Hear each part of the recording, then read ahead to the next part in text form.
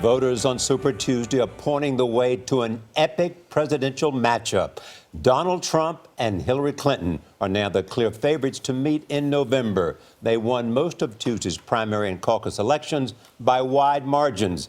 Democrats gave 7 states to Clinton and 4 to Bernie Sanders. She won 490 Super Tuesday delegates. Sanders won 302. Trump also won 7 states on Super Tuesday. Ted Cruz won 3, and Marco Rubio got his first victory of the campaign in Minnesota.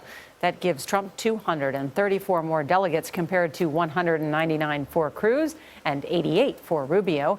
Clinton now has more than 40% of the delegates she needs for the Democratic nomination. Trump is more than 1/4 of the way to the Republican crown. Our political team is ready with the results from Super Tuesday and what they mean for this campaign. And we begin with Major Garrett in Palm Beach, Florida, showing us how Trump's victory has shaken now the Republican leadership. Major, good morning to you. Good morning. If this was a typical presidential campaign, Donald Trump and his party would be moving together toward the nominating convention. But Trump and his Republican rivals remain at odds, and some forces within the GOP want to block Trump's path to the nomination. It is a split without precedent in modern politics, with a resolution no one can predict. It looks like we could win 6 or 7 or 8 or 9. Donald Trump used the ballroom at his gaudy Mar-a-Lago resort as a presidential backdrop to celebrate his Super Tuesday romp. This isn't like it's a close match. I mean, it's only too bad that winner didn't take all. Because if winner took all, this thing is over. Trump did not repeat claims that Ted Cruz was a liar, instead complimenting his 2 victories. And long before Marco Rubio secured his first and only victory of this campaign in Minnesota, Trump declared him the night's big loser. He hasn't won anything, and he's not going to win very much.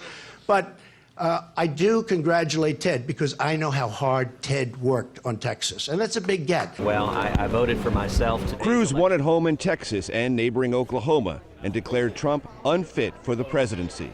America shouldn't have a president whose words would make you embarrassed if your children repeated them. Cruz also had this message for Rubio, John Kasich, and Ben Carson. For the candidates who have not yet won a state, who have not racked up significant delegates, I ask you to prayerfully consider our coming together. We have real problems. Rubio remained combative and argued his harsh new attacks slowed Trump's momentum. 5 days ago, we began to explain to the American people that Donald Trump is a con artist. After the speech, Rubio told CBS News the GOP would never rally around Trump. I'll do anything it takes to keep Donald Trump from being our nominee. Trump at times sounded conciliatory, like a candidate comprehending the burden of leading a divided party into a general election. I think we're going to be more inclusive. I think we're going to be more unified. And I think we're going to be a much bigger party. And I think we're going to win in November. Surveys of voters in 6 states showed that 90% of Trump's supporters were looking for an outsider. 50% said they were angry with the federal government. In just under 2 weeks, Trump and Rubio square off here in Florida. Soledad, Rubio trails Trump by double digits. Right, Major, thanks.